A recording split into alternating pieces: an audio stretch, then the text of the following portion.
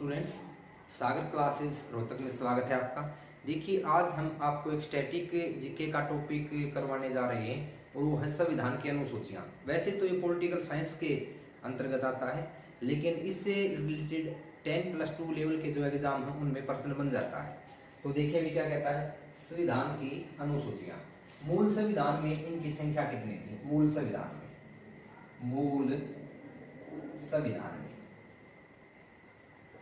संविधान में इनकी जो संख्या थी स्टूडेंट्स वो 8 थी, लेकिन वर्तमान में कितनी है? वर्तमान के जो संविधान में इनकी संख्या कितनी है? 12 है। यहाँ से प्रश्न कैसे बनता है कि किस अनुसूची में किस बात की चर्चा है? तो यहाँ पर बता दें स्टूडेंट्स, जो पहली अनुसूची है, फर्स्ट अनुसूची, उसमें आपका राज्यों और संघ से संबंधित है। राज्यों और संघ से संबंधित है। जो दूसरी अनुसूची है उसमें स्टूडेंट्स संवैधानिक पदाधिकारियों के वेतन एवं भत्ते हैं। संवैधानिक पदाधिकारियों के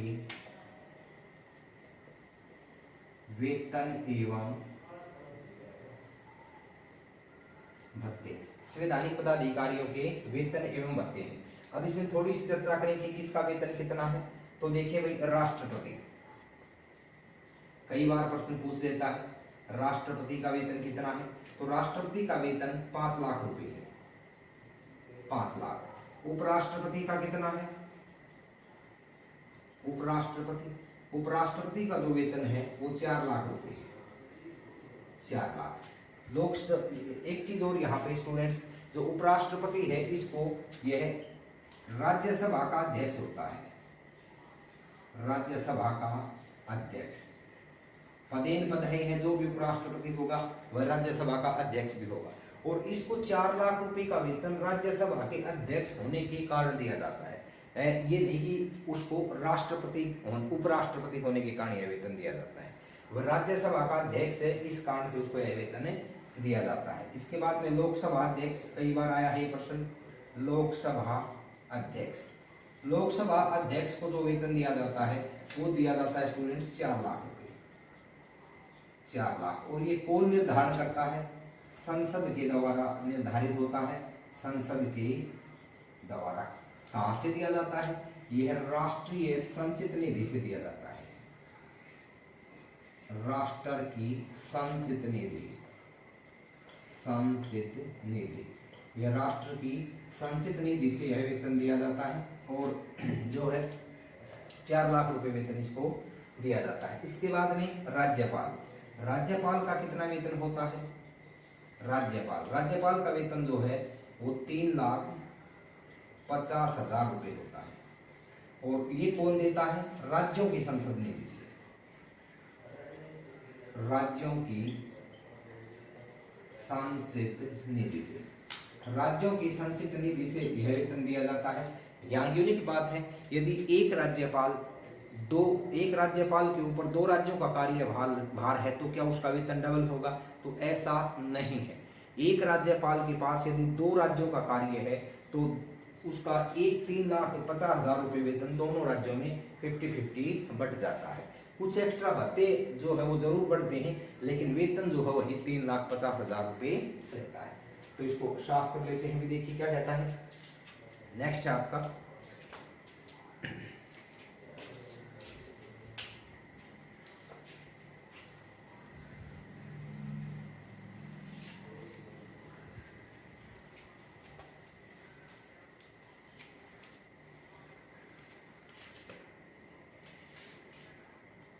सुप्रीम कोर्ट के मुख्य न्यायाधीश का वेतन कितना है? सुप्रीम कोर्ट के मुख्य न्यायाधीश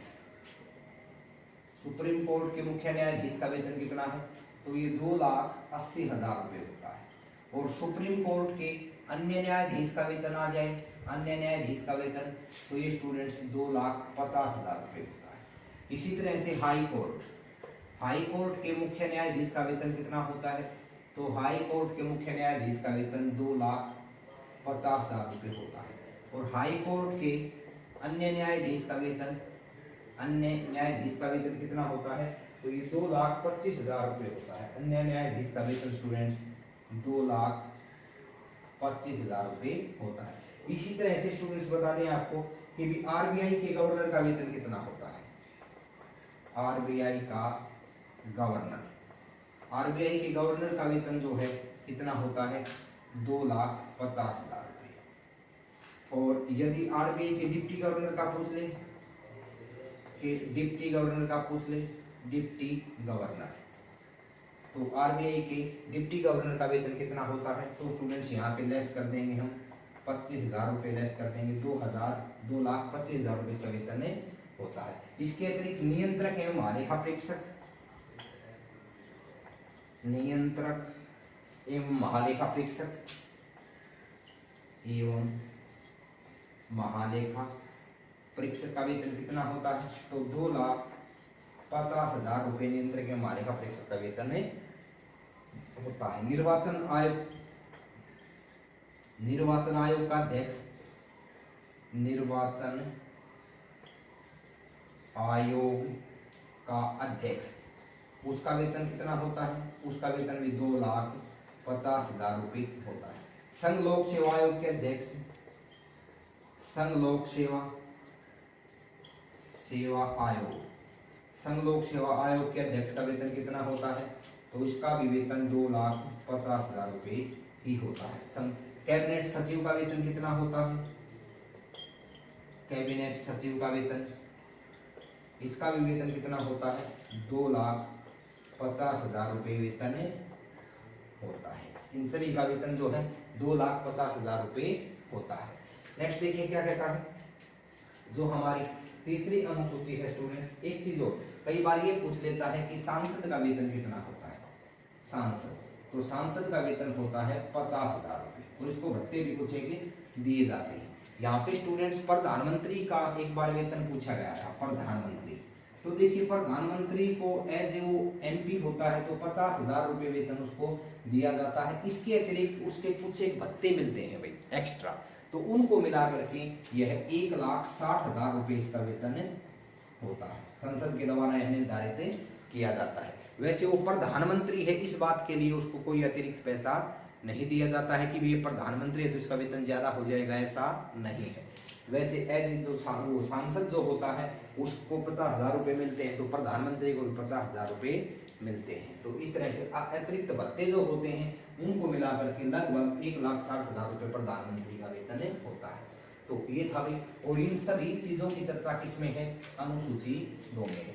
अब देखिए थोड़ा सॉर्ट आउट करते हैं, 3 में किसकी चर्चा है, 3 में अनुसूची 3 में किसकी चर्चा है स्टूडेंट्स, अनुसूची 3 में है संवैधानिक पदाधिकारियों की नियुक्ति एवं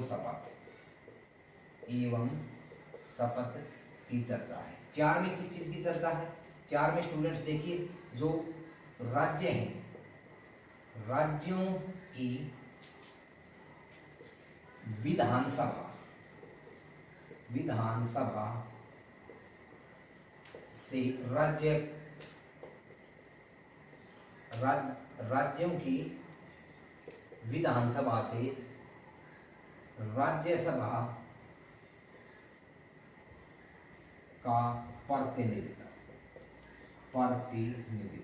कि किस राज्य की विधानसभा से राज्यसभा में कितने सदस्य आएंगे।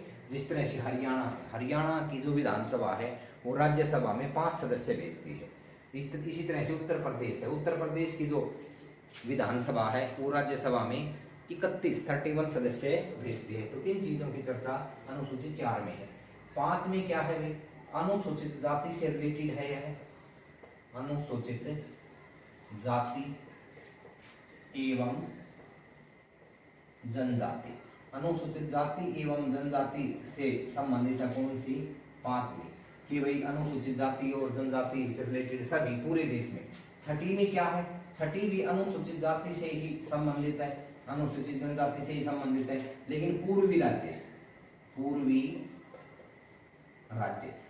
राज्यों की अनुसूचित जाति और जनजाति इसमें मिजोरम है, मेघालय है, असम है, असम, मिजोरम, मेघालय, ये जो राज्य हैं स्टूडेंट्स, यहाँ की अनुसूचित जाति एवं जनजातियों के लिए विशेष प्रावधान है, तो उनका वर्णन अनुसूची 6 में है।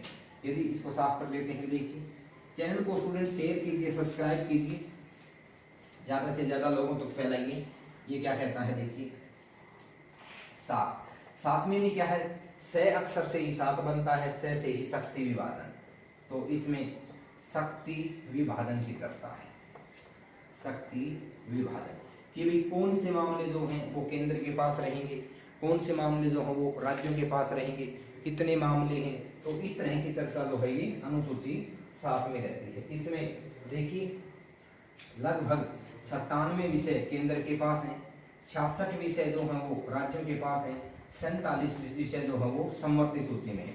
इनमें स्टूडेंट्स थोड़ा सा चेंज हो सकता है, लेकिन जो अब तक एनसीईआरटी के डेटा के अकॉर्डिंग आपको यही बताना है, 97, 66 और 47। यहाँ पर ये जो है इनमें चेंज हो सकता है, लेकिन एनसीईआरटी जो है वो के रिकॉर्ड के अकॉर्डिंग अब ये पढ़ाती है।